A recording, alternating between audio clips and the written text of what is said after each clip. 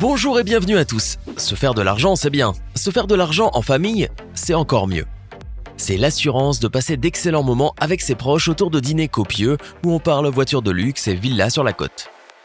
Les cadeaux groupés pour les anniversaires ne sont plus un problème puisque chacun peut lâcher 1 ou 2 millions tranquillou et on ne s'inquiète pas trop pour les enfants car on sait qu'ils survivront même s'ils ne vont pas au bout de leurs études. Eh oui, ces gens-là n'ont pas les mêmes soucis que vous. Laissez-moi vous présenter les 10 familles les plus riches du monde. N'hésitez pas à liker la vidéo si elle vous plaît et si vous êtes nouveau sur la chaîne, n'oubliez pas de vous abonner et d'activer la notification pour ne rater aucune de nos prochaines vidéos. On commence.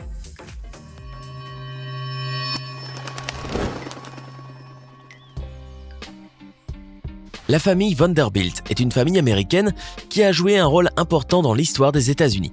Les Vanderbilt sont l'une des familles princières des États-Unis et l'une des familles les plus riches du monde. Cornelius Vanderbilt est le 4e enfant d'une famille modeste de Staten Island. Parler de lui aux États-Unis, c'est presque comme parler de Louis XIV en France. Son parcours correspond exactement à ce que l'Amérique offrait au XIXe siècle lorsqu'elle s'ouvrit à une forte immigration. Des pauvres gens qui fuyaient la famine, la pauvreté, les persécutions, la pétrification de la société européenne. D'un côté, la recherche du bonheur, la prise de risque et l'ouverture à la nouveauté, et de l'autre la recherche de la garantie, la lutte pour les acquis sociaux et l'enracinement dans la tradition.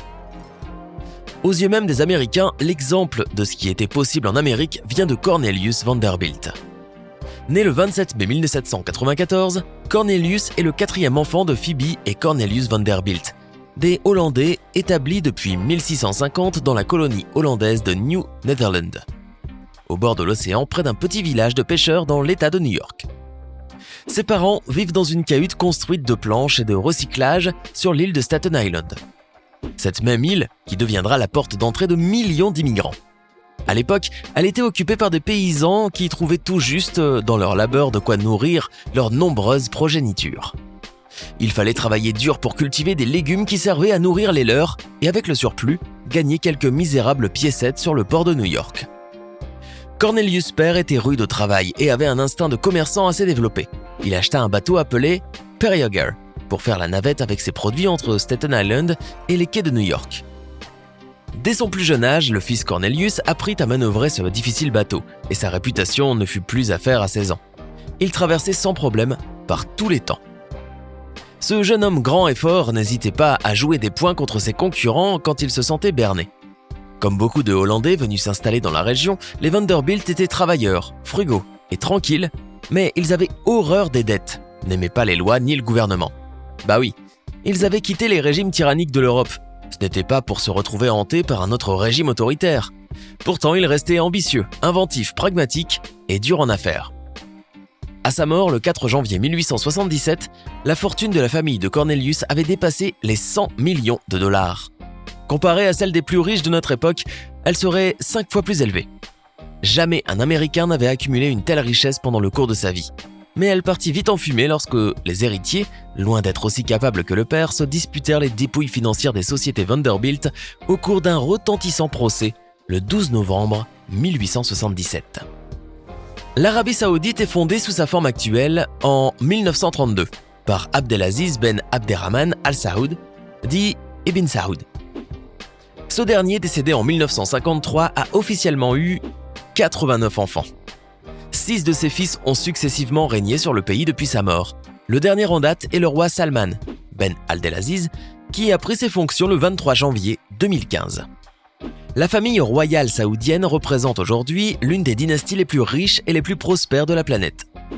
Avec elle, on ne parle pas qu'en milliards, mais aussi en billions.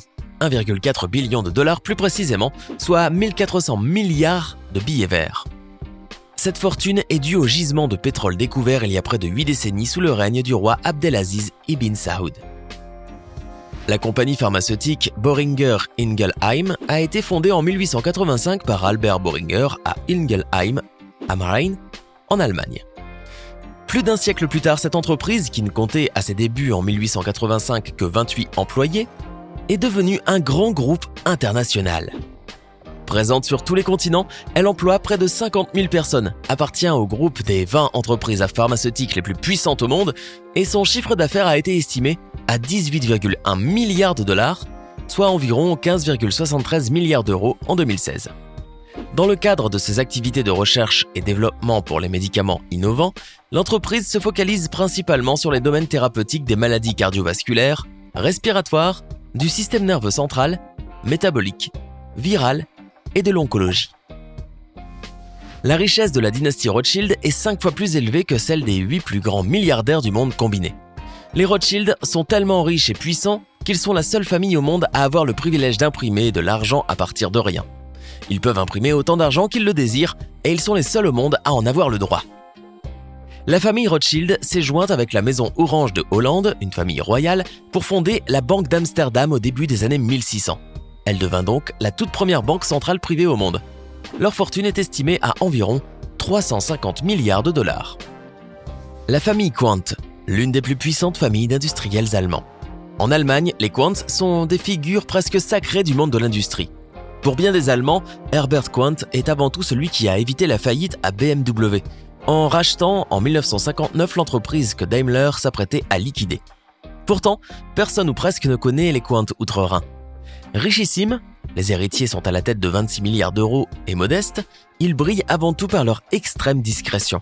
Aucune apparition publique, aucun scandale d'ordre privé et surtout aucune interview depuis des décennies. La famille Walton détient près de 50% de la plus grande compagnie de distribution au monde, Walmart. En France, on ne connaît pas Walmart, mais aux États-Unis, ils sont juste les leaders de la grande distribution. Une sorte de Lidl géant. Créée en 1962 par Sam Walton, elle rapporte aujourd'hui des milliards à ses descendants.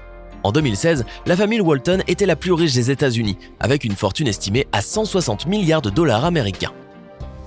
Il s'agit de la seule famille asiatique présente dans cette liste. Mukesh Ambani, deuxième homme le plus riche d'Asie et 19e homme le plus riche du monde, avec une fortune estimée à 34,44 milliards d'euros par Forbes.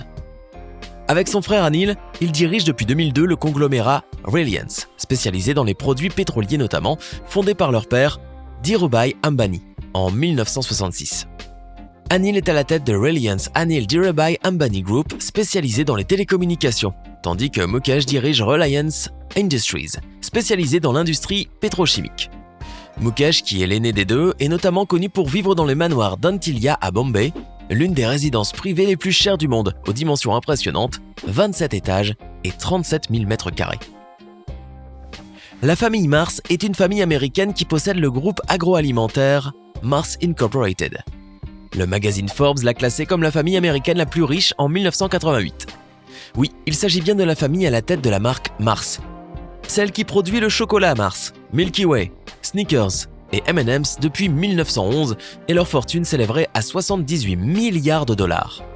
La famille, tout comme le groupe Mars Incorporated, était réputée pour protéger férocement sa vie privée, refusant toute entrevue ou prise de photos en public, à l'exception de Jacqueline Mars. Cette situation a partiellement changé depuis le début des années 2000, notamment pour donner de la transparence aux actions du groupe et contrer les désinformations à son sujet. Aujourd'hui, la propriété de la compagnie transite dorénavant dans les mains de la 3e vers la 4e génération. La direction est toutefois passée d'une gestion dynastique vers une gestion non familiale. Les frères Alain et Gérard Wertheimer sont les petits-fils de Pierre Wertheimer, cofondateur de la marque de luxe Chanel en 1910 avec Coco Chanel. Ils en sont les seuls actionnaires, ils possèdent 100% du groupe et peuvent du coup s'octroyer les sommes qu'ils souhaitent pour se rémunérer. Leur dividende avait ainsi fait scandale en 2017. Doublée par rapport à l'année précédente, elle s'élevait à 3,4 milliards de dollars, soit environ 2,9 milliards d'euros. Très discrets, Alain et Gérard Wertheimer font partie des personnes les plus fortunées de France. Il faut dire que le chiffre d'affaires de Chanel était de 10 milliards de dollars en 2017, soit environ 8,6 milliards d'euros.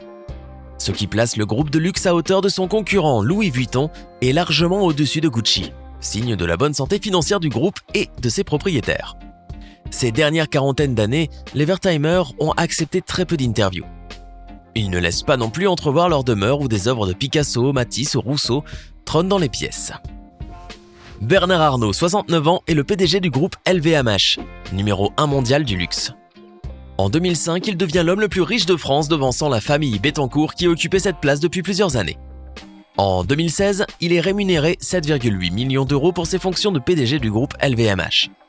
En avril 2019, le magazine Forbes estime sa fortune à 77,2 milliards d'euros, ce qui en fait la première fortune de France et d'Europe, ainsi que la troisième fortune mondiale.